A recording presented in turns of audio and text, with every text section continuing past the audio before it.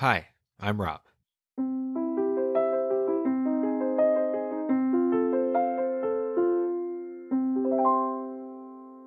Tale number 3, the macaroni and cheese incident. The Purple Fox was almost never busy, which was nice. I usually worked in the evenings with my friend Ben and Chef James.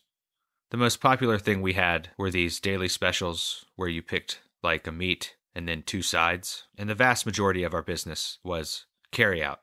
So most of what we did was take orders over the phone and then have the food ready for when someone came to pick it up. Jack played the trumpet in the Atlanta Symphony. He would usually call us right after rehearsal and order dinner for him and his wife, and we'd have it ready by the time he got there. So the incident I'm going to talk about took place on a Thursday night. The special was grilled fish. I believe we were using tilapia at the time, and it came with lime coleslaw and coconut rice. Jack called, ordered 2 specials, along with a slice of key lime pie. About a week earlier, Jack had gotten upset with us. He had ordered some soup, picked it up, and on his drive home, it had spilled in his car. And he called and let us know we needed to do a better job packaging and securing soup when it was ordered for pickup.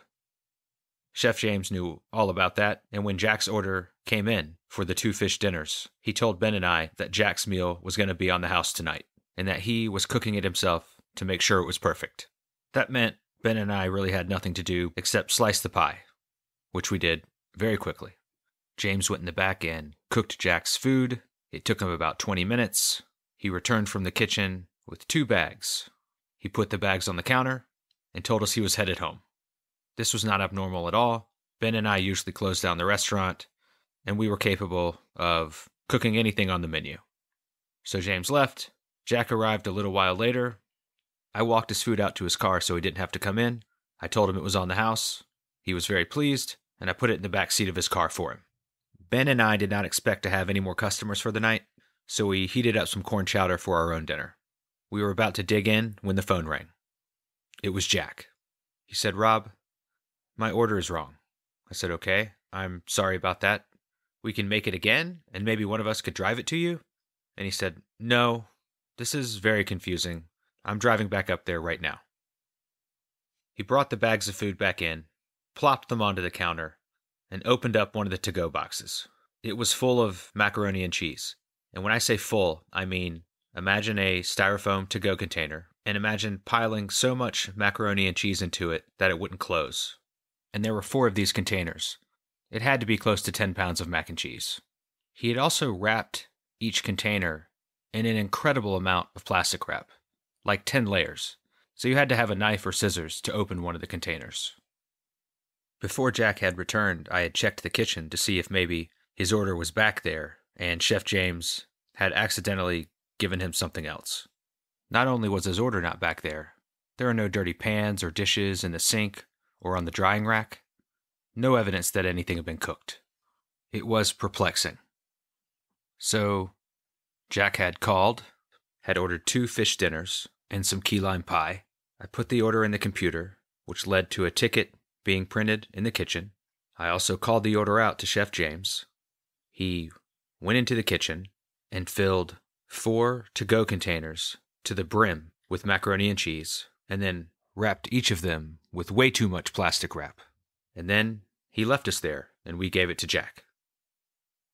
So the first thing we did was cook the food that Jack had actually ordered and sent him on his way. Then we tried to call Chef James and figure out what had happened, but he didn't answer. More than anything, Ben and I were really curious. We estimated it was almost a whole pan of macaroni and cheese, which, if you had ordered from us for catering, would cost $70. It was a lot of food. We really wanted to know what had happened, but that would have to wait. James never answered his phone, which was also very strange, because if there had been some kind of emergency, he's the only point of contact we had. We just had to leave it until we talked to him again. We finished up our work, we closed down the restaurant when the time came, and called it a day. Neither of us worked the next day, which was Friday, but we both worked Saturday night. And the first thing I did was ask Chef James what the heck had happened. Instead of responding, Chef James just shut down the entire conversation. He said he didn't want to talk about it. He refused to talk about it. He never talked about it, ever again. But Ben and I talked about it all the time. The only thing that we could come up with was that he had done it on purpose, as some sort of revenge for Jack complaining about the spilled soup. But it would be a strange revenge. It hurt the business more than it hurt Jack. Jack still got his food. The only time anyone ever gave us any kind of an explanation was we had this employee Christmas party, and James brought his family. And by this time, Ben and I were sort of obsessed with the macaroni and cheese incident. So we took the opportunity to ask James' wife about it. And she said that he was either drunk or had probably taken some kind of medication. She didn't like James very much, we came to learn, but that's what she thought had happened. He had taken something, had been in some kind of impaired state of mind, and that's why he made all that macaroni and cheese. For many years after that, we debated which was more likely. He was under the influence of something, or he did it as revenge. We assumed we would never know. The Purple Fox Cafe closed down. Ben and I moved on, but we stayed friends. We both lost touch with Chef James. We did occasionally still talk about the incident, but we never imagined we would ever get any more information about what had happened. And then one day, I was on a hike with a few people. I knew two of them. One of them I didn't know, and her name was Sherry. And on the hike back down, Sherry told a story.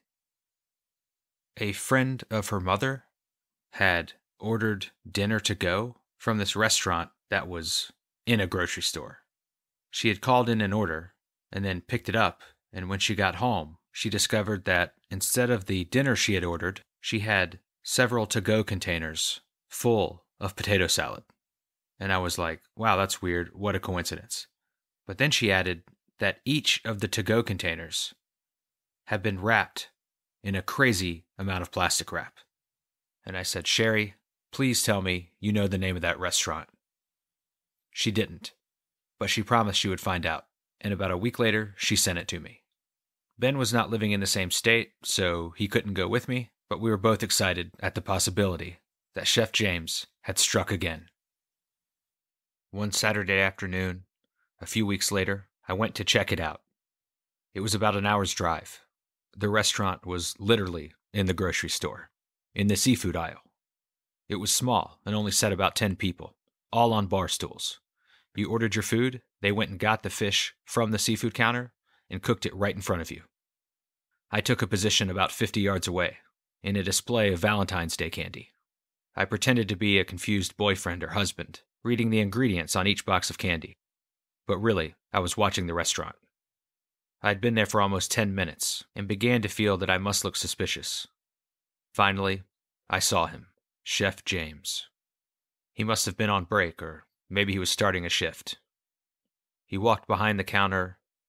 He threw a piece of fish on the grill. I watched.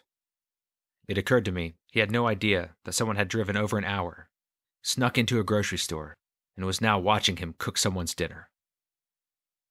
This is the moment I should have walked to the restaurant and gotten to the bottom of what had happened with the macaroni and cheese and the potato salad.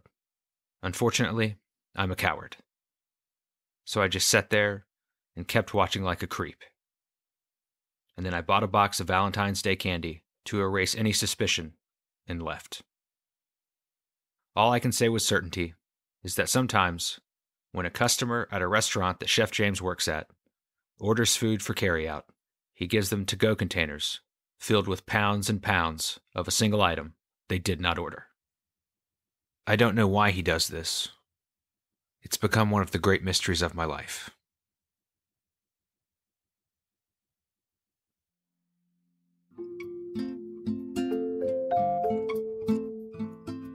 Rob Tells Tales is produced by me, Rob Tiffin.